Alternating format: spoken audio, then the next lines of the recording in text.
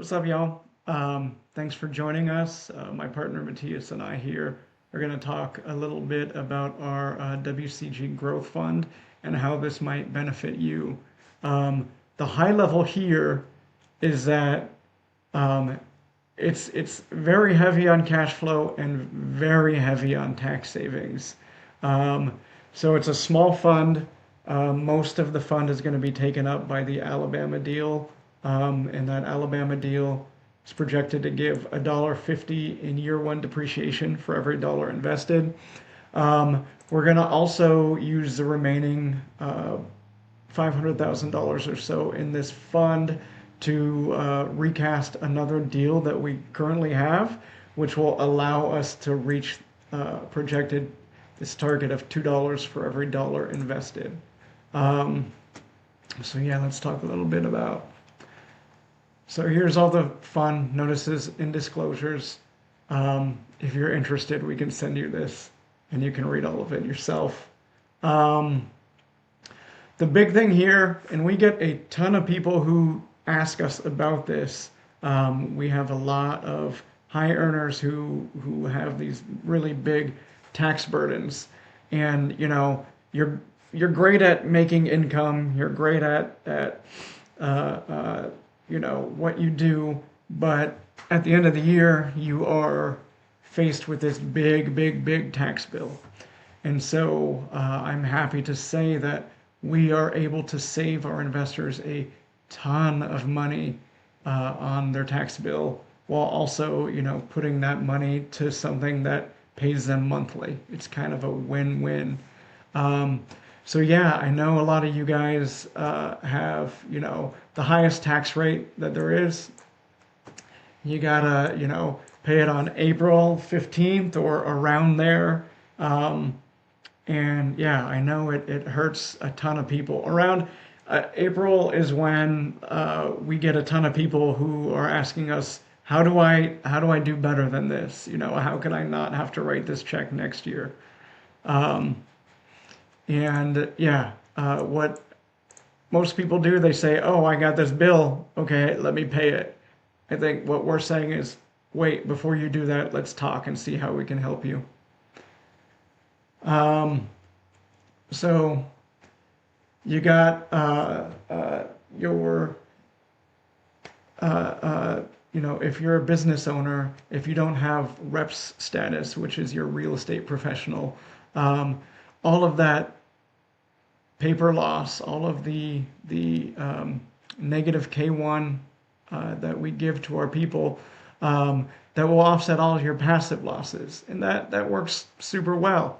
Um, for a lot of our other people, other investors who, you own a business or you're a physician or a dentist or someone, a lot of times their spouse will become a real estate professional, and that will allow them to have all of this offset, all of this paper loss, go against their income, their active income, and that allows you to save all this money that otherwise it just goes to the IRS. So obviously talk to your accountant, see what needs to be done to get your spouse to have real estate professional status. If you are curious, talk to us and we can tell you a little bit more. But either way, you're offsetting some income um, from not having to pay taxes, and really kicking the can down the road. So I love this. Shelters passive income, builds your future tax savings, and then the real estate professional status. It offsets your active income and gives you immediate tax impact. I mean, both of them really lead to the same thing, right? How do you keep more of the money that you made?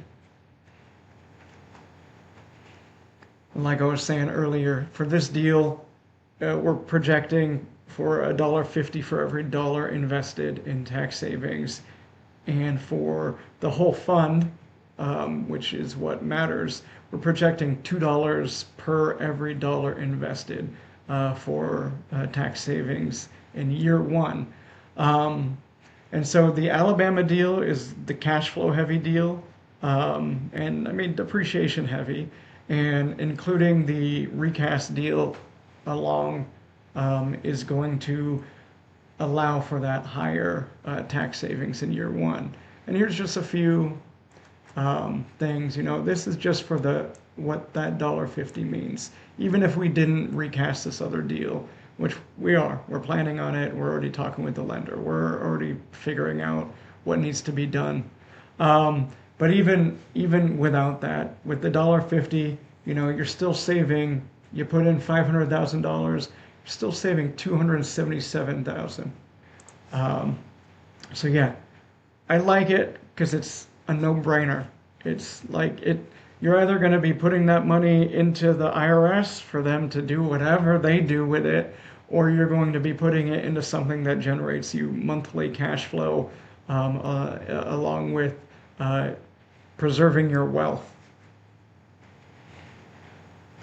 All right, and then for mobile home parks, we get asked all the time, how can this be depreciated? It's just land. What can you do? And everyone knows you can't depreciate land.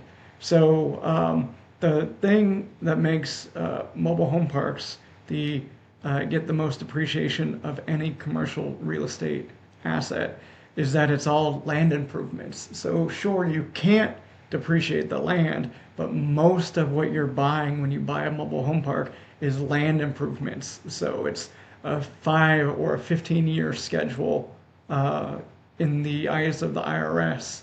Um, and now, with the big beautiful bill, there's the 100% bonus depreciation, so we're getting even more. Um, we do depreciate if we have, any homes, if we have any, like if there's any park-owned homes, if there's any other buildings. There's all sorts of things we depreciate, but the biggest thing is the land improvements. And every time we close on something, we do a cost segregation study, and they go line by line and see, okay, let's break down everything so we can get the maximum tax savings in year one. And it's I love the next year when I'm able to see everyone's K1 and I can say, hey, you put $100,000 into this deal. Here's a negative $150,000 K1. That's my favorite thing. All right, I have talked a bit about tax savings. I'm going to pass it over to Matthias to talk about the cash flow of this deal. Sure, thanks, Tim. That was a great start of the presentation. Let's talk about some cash flow numbers of this Alabama deal, which mainly, contributes to the fund with its cash flow. So, DECR is extremely strong on this deal. As you can see, we have an $818,000 NOI day one. So, if we do nothing, we can almost service the debt twice. So that makes us a very, very safe deal from a debt perspective. And if you look at what we are targeting on our NOI for year 7, it's 1.5 million, which is almost doubling that. So with that being said, that comes from like multiple levels of value add levers that we pull. We go into that in a minute on the next slides. If you want to go to the next slide, Tim, I can talk a little bit more about some other details, how the investment is structured.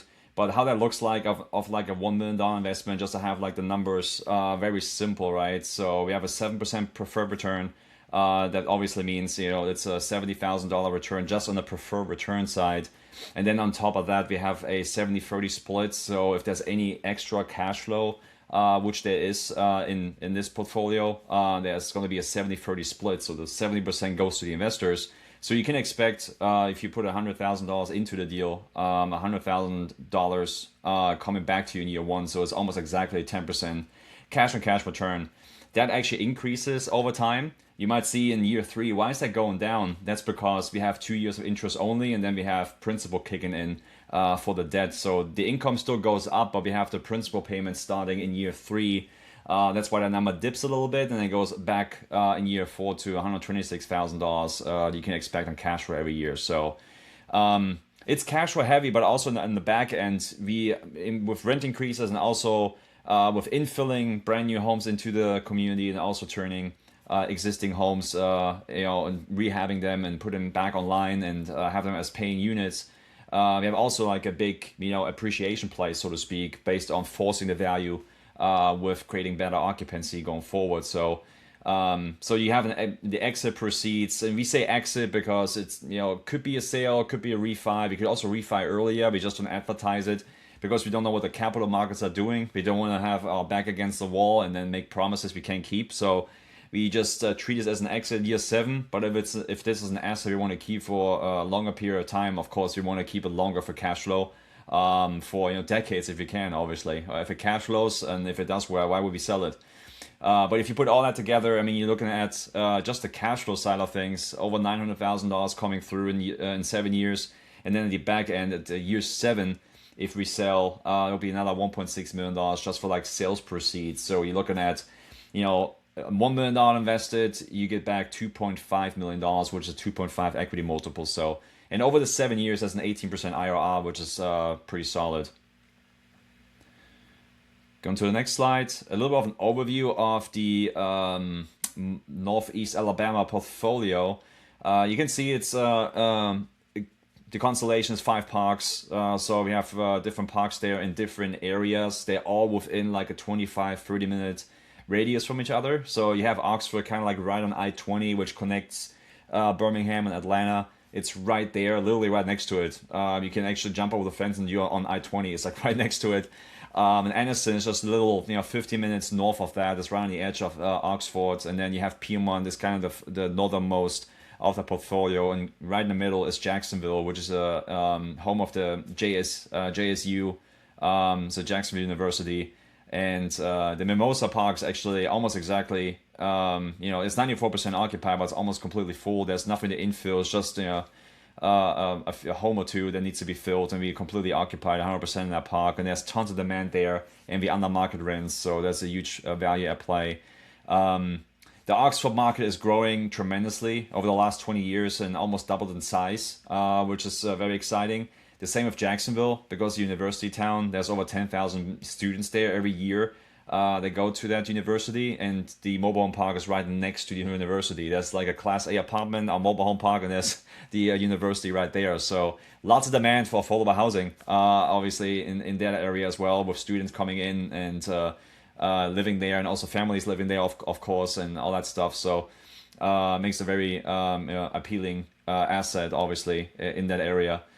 On the purchase price side, we're looking at $7.85 million, which is about $27,000 a lot, which is pretty cheap. So equity raise $3.9 million. That brings us to a total acquisition cost of $9.2, which includes all the capex costs, closing costs, etc. You name it. We get about 68% loan to value right now with the bank 5-star. They give us a pretty good rate considering the value adds mobile home park asset at 6.7%.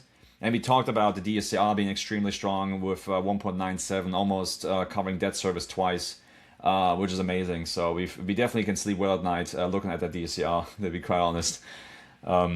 Next slide, please.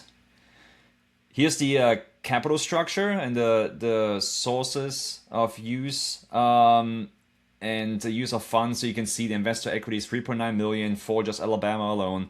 The mortgage is $5.3 million from 5-star. So the total acquisition cost is $9.2 million. The use is exactly for how the capex comes together and to the closing costs and everything. You can see that we have about $307,000 earmarked for the home rehabs, which is for the vacant park-owned homes that we have in the communities. They're all getting turned over time. So over the 7-year time span, we're planning to have all of them turned and online and basically get that number down to 0. We usually try to overachieve there and try to be ahead and be done in year 3 or 4. But again, we don't want to put our back against the wall and underwrite conservatively. We usually try to underpromise and overachieve is what we do in here as well. And so this is about like a $7,500 average per home. Which is very targeted because we walked all these homes. We actually went into this deal with saying we need $10,000 per home.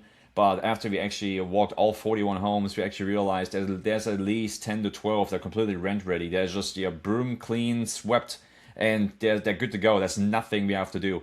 They maybe need an air freshener. That's about it. Everything else is in really good condition. Then you have maybe another 5 or 10 that need some slight rehab, like we talk about $500 to $1,000. That's about it. And then you have some other ones that might need their $5 or $6, $7,000, and there's a couple down the high end like a 10,000. So as you can see, the average is more like 5 to 6,000 range, more than 7,500, and the 7,500 gives us some buffer for like budget overruns. If there's any, sometimes you open up things and there's more problems that you discover. So we want to hedge that risk with our budget. So that's why we have the 7,500 as an average per home. On the park infrastructure, this is mainly this is spread over all 5 parks, and we usually use the same package in our portfolio. Meaning, like if we go in, we change signage, we upgrade some landscaping, we put security cameras in place, which are cellular with a T-Mobile SIM card, and we can connect with our phone on the browser from any location basically, and they're also solar powered, so we don't need to tie into any people's hubs or anything, or their Wi-Fi, which was like an older style how people used to do it back in the day. But we like the standalone like cellular and solar powered cameras, so we can just place anywhere. It gives a lot of flexibility on placement as well, and it keeps kind of the riffraff down, of course, and gives families also some extra sense of security. And we put signs up that people are under surveillance, that you're on camera. And we don't really hide those cameras because we want to make sure people see that they are under surveillance, but we also put them in a location nobody can mess with them. So that's also very powerful. There's one park which has like a hybrid city sewer and septic connection, because a larger park and one section goes into a septic tank. That section we want to connect to city sewer. We already have approval from the city to proceed with that, and we have the fee structure already aligned, which is in the $200,000 we see here right now. So we want to get that done, and then some minor road repairs. Some of these parks we own the roads. I think 2 out of 5 we actually own the roads. The other 3 are county roads, so we don't have to touch them. But it's just like road repairs, no repaving or anything. It's really just like pole hole fixes and get some small stuff done. That's about it. The infill capital is $252,000, which is mainly for the down payment, also on site prep. We're using the Vanderbilt floor plan, which means we only have to put 10% down of the total cost of each home, which means the home is maybe mid-40s, then you have another transportation cost, 10, 15,000 on it, setup and etc., permitting. You can finance everything with Vanderbilt, which is super nice. And let's say that all-in cost is about 70 to 75,000. You only have to put 7,000 to 7,500 down, and then you have a debt service, which is about 650 to 750 a month. So the market allows to actually rent these out for or long-term rent to own for about $950 to $1,000. So we have a spread there while we increase the value of the park because we put homes on vacant lots. So I just want to highlight this because we have heard questions in the past like, how do you infill so many homes with just $250,000? That's how we do it, because we finance these homes, and that spreads the dollar out better. We get more bang for the buck, so to speak, because we can finance the homes better. Acquisition fees $235,000, which is 3% of the purchase price, and then we of course closing costs is an estimate of about $296, which could be lower. This is a very conservative number, and then of course reserves $135,000 just to lean on something once we hit day one. Cash flow is stronger this year. We don't need a ton of reserves, but we like to have some reserves right out of the gate, so there's something in the bank account, and right out of the gate, we don't have to stress out about covering debt service right away and stuff like that, obviously. So this I think we got everything covered on this slide, so we can move on to the next one. And this is the business plan, like I mentioned earlier. So I'm gonna go over this relatively quickly because I mentioned most of this already. So we go from $818,000 to $1.5 million in 7 years, and you might think, well, this is a big jump. So how do you guys do that? So how we do it, we have multiple levers that we are engaging with this, and this is how we love to buy parks in general. We don't just want to do like aggressive rent increase only, or we want to do just aggressive infill. No, we like to do like something light on the rent side, light on the infill, and light on the converting vacant homes over. So on the rent side, we're only going to go in and do a $50 increase in year one because we're about 50 to 100 under market as of today. As I mentioned before, the market is growing in the area, and after that, we're just going to do $25 increases every year. Very light, very digestible for the tenant base.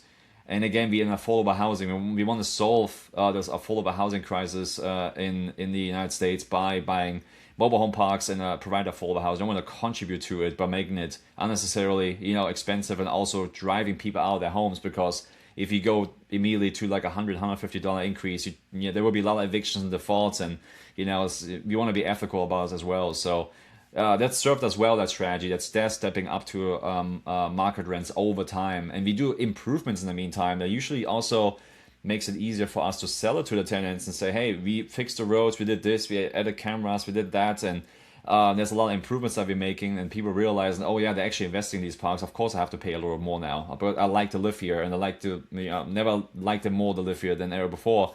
So that is a good selling point as well. So that combination is really powerful. Of course, infill, like I mentioned, we infilling 21 lots. Water and electric is already connected. They're just like vacant lots. They're ready to go. So we don't have to do much there. And any site prep, we can actually run to the financing with Vanderbilt's floor plan, which is amazing. So if there's any like grading we have to do for any lots, again, the majority is good to go. We don't have to really go out of pocket. We can actually wrap that into the financing. Drives the total cost per home up a little bit, but we only pay 10% out of that total cost as a down payment. So that's extremely valuable. And this is the major value add driver from an NOI and value perspective, because the vacant lots make $0 right now, and then they're starting to make $450 lot rent plus the home payment on top, which will bring the value up tremendously. The next one is the 41 vacant homes that we have. I mentioned this earlier, how we're going to turn these over. They, of course, are going to be also major value adds, and they're actually easier because the home is already sitting there, the infrastructure is there. We really just have to, some of the homes, you just have to lease them up. Some homes need some light renovation, like I mentioned, with $500 or $1,000, and some need some heavier renovations. And there's about 2 to 3 homes we probably want to demo as well, and we use those funds for that to demo, and then use the difference and actually infill new homes on these lots. Because if we can finance a brand new home for $7,000 down, for example, why would we spend $10,000, $12,000 on a 1975 home? We can just demo it for $3,000, put $7,000 down, all in at $10,000, and have a brand new home sitting there. We could potentially sell for cash, or a very long rent-to-own contract, which brings a lot of cash flow, and we can sell it like for $120,000 over time. So that's a no-brainer. That's how we structure it, and have done it in the past successfully in other parks. Number 4 is we have our in-house property management company. So Tim and I have our own property management company that serves the entire portfolio, and it will serve this fund as well. And we always do it this way, and we always continue to do it this way. It serves us really well. Keeps also the fees down. Many third-party management companies charge more than 10% of gross for property management fees, because rents are lower in the mobile park industry, because of lot rents are much lower than apartment rents, obviously. So usually some of them charge 12 to 15% on the gross side for third party, and you don't really get that good of a management either. So we have full control of our assets because we have our own back office with dedicated leasing, dedicated maintenance, dedicated collections, and AI features that we're using, and AI bots that we're using for property management, all intertwined to run that machine. So it's really powerful, and we deploy the same system, same people over this portfolio. So it's just rinse and repeat. I think this is the last slide. It's a little bit of a summary there of the growth fund. So the growth fund is $5 million is the total fund, which includes the $3.9 million of Alabama for that portfolio, and then the recasting of the other small portfolio we have that we're going to introduce into the fund as well. Minimum investment is $50,000. Preferred returns, if you invest up to $250,000, is 7%. 9% if you go over 250,000. The LPGP split is 70-30. And then what we also now just introducing, and we're actually working on that to make it even more enticing for really big check writers. If you invest more than $1 million, you get an 80-20 split. So the table you saw earlier was based on the 7 pref, obviously. But if you go on like the $1 million side, you get an 80-20 split and a 9 pref on top of it. So that's really strong returns right there. So whole period, 7 years. Refi, there's an optionality there, 3 to 4 years, like I mentioned earlier, sometimes faster. Right now, we're refining a deal after a year and a half right now, and we double investors' money in that time frame right now, in IRRs through the roof, because it's been less than 2 years. it happens. If the capital markets are in our favor and we crush it in a business plan, we are ahead. Why won't we refi? We could just all stay in the deal and cash flow down the road. So tax deductions, like Tim mentioned earlier, we're looking at for every dollar invested, you're saving two. Meaning, if you put $100,000 into the deal, you're saving $200,000 on taxes. If you have rep status, of course, consult with your CPA. Every tax situation is different for every individual. So yeah, in closing, the WCG Growth Fund is open for investment. If there's any questions, of course, feel free to reach out. The our partner Vinny is on this slide as well, and he is our investor relations representative. So if there's any questions, feel free to email him, and he will reach out expeditiously. Awesome. Thanks, Matthias, and thank you all for watching. Again, if y'all have any questions, send us an email. You can send one to Vinny at WCGinvestments.com. I'm Tim at WCG Investments. Matthias is Matthias at WCG Investments. We keep it simple. I want to also, one last thing before we go. This deal is the same deal we've done many, many, many times before. We're always looking for the same thing to do, the same small lever pulls to really increase the value. And so, yeah, this fits exactly with what we have done many times before. And yeah, if you have any questions after this, if you're interested, reach out and let's have a call. And thank you again for watching. Thank you.